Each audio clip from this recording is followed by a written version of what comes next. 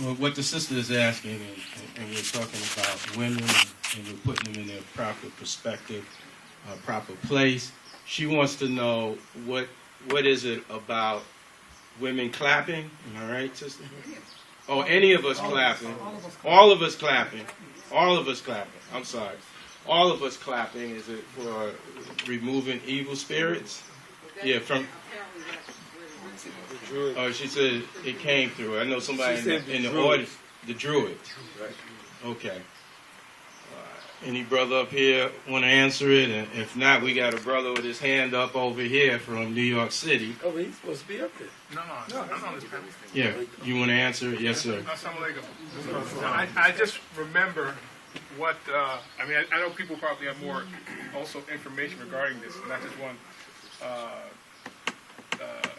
something that I just remember something Imam Muhammad said regarding that. Someone asked him about, because Muslims say, don't clap. If you go among some Muslims, no clapping, no clapping.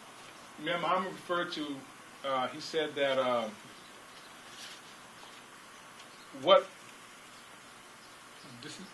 in regards to not clapping, he was talking about we shouldn't be like the Christians who, when they clap, it's like he talked about rhythmic tones, like part of their service. He said, but it's okay to clap, just not like make that part of our worship, because they clap as part of their services. But the Imam said, it's okay. Sometimes you go to Muslim, you'll be at a gathering. I've been in places where it's like a poetry contest, and because it's not put on by our association, the person gets done and it's like silence. No, because they're listening to don't clap. But that's what he was referring to regarding rhythmic tones. Don't clap like that. Brother Jesse. Assalamu alaikum. If I'm correct, doing one of the most important parts of our life is when we are communicating with our Creator, Allah subhanahu wa ta'ala, and we're in congregation salat, and the Imam is leading the prayer. If the Imam forgets to do something, then the brother will say subhanallah or something, but the sisters clap. Doing salat.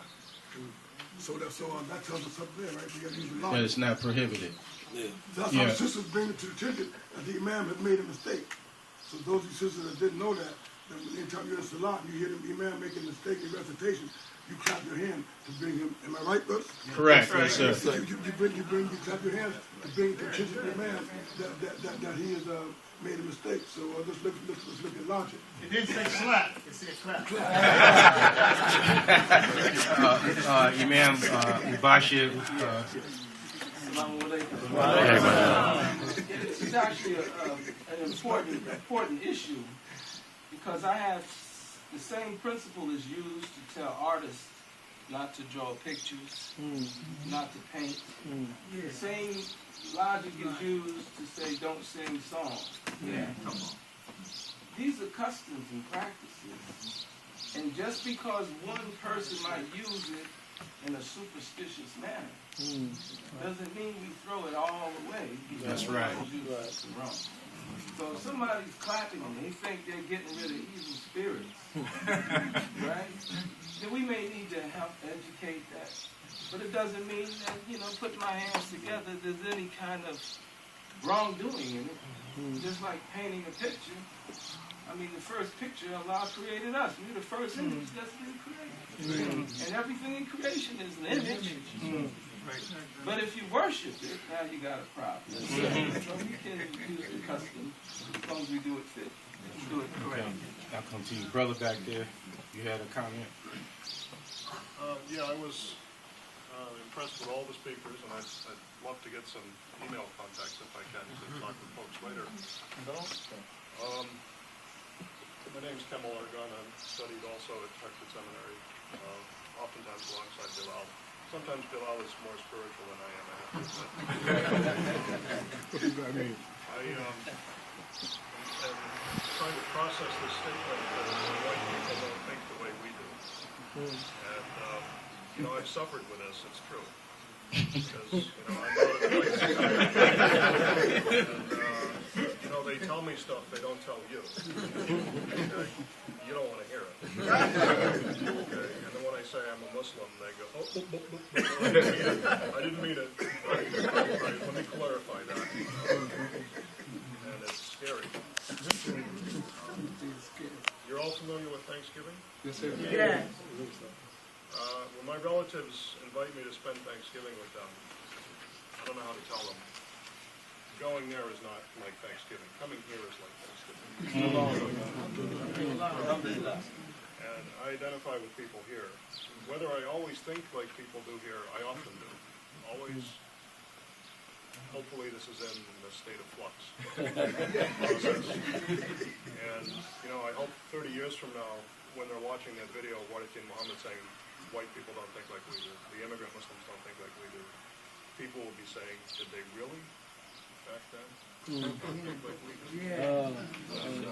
Hopefully, you know, the grandkids will be saying, was it really like that?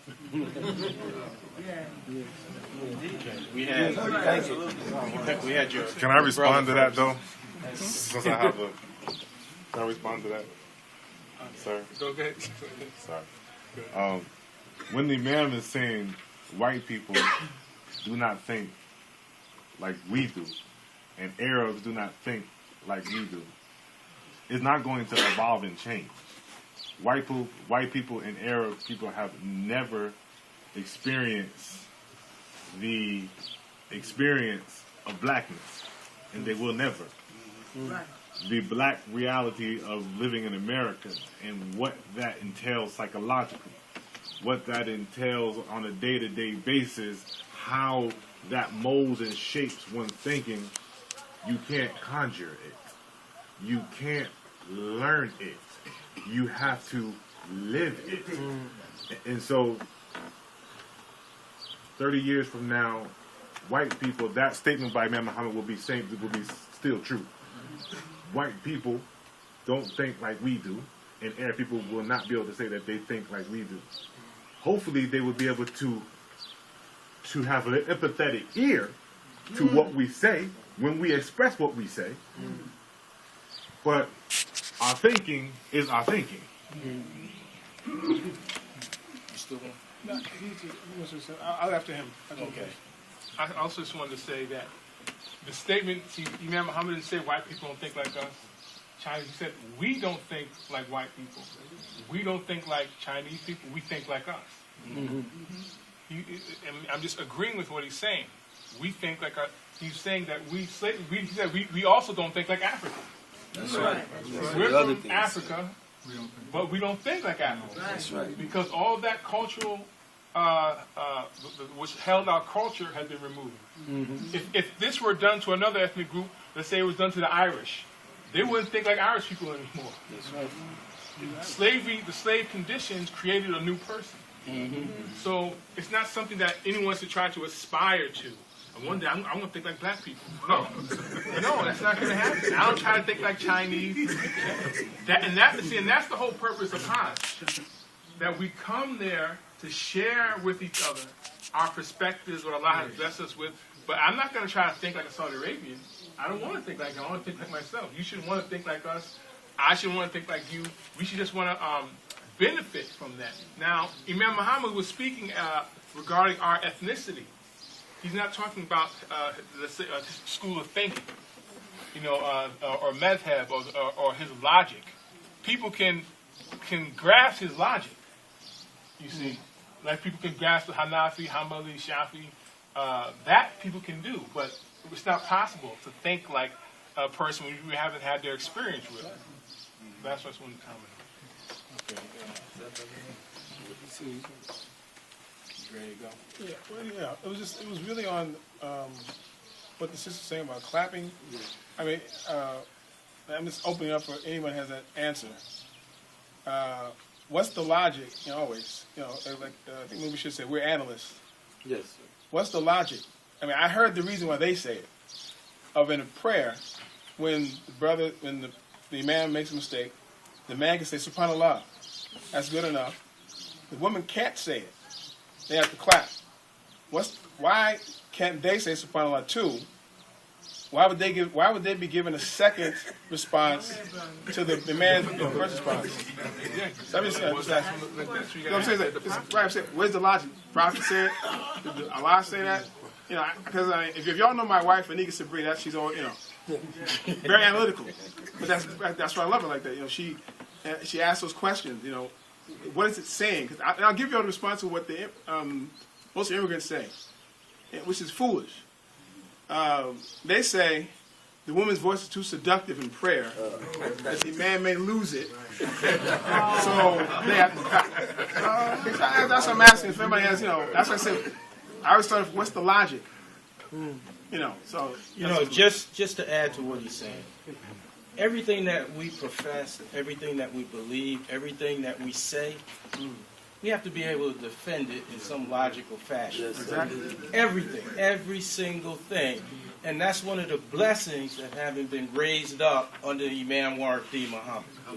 He taught us to be logical and take everything to its logical conclusion. So that's one of the things that you're going to get out of this weekend, is how we address things. And you're going to be able, and the brother spoke about it, you got that sun, that light. Don't just share it in here, share it out there. That's right.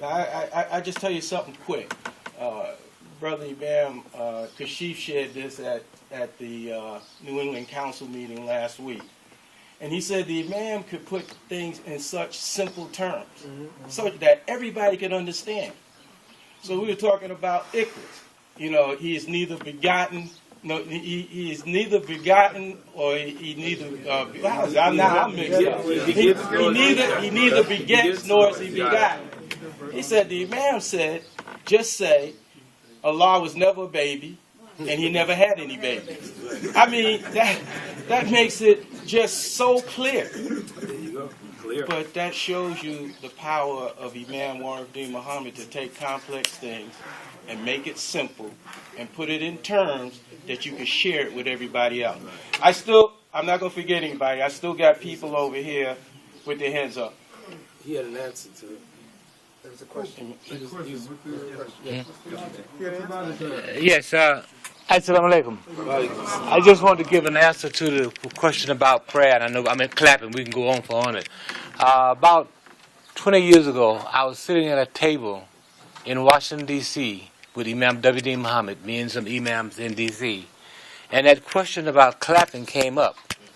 And sometimes when the Imam gives an answer to something, he wants to take you away from getting to something deeper than what it is.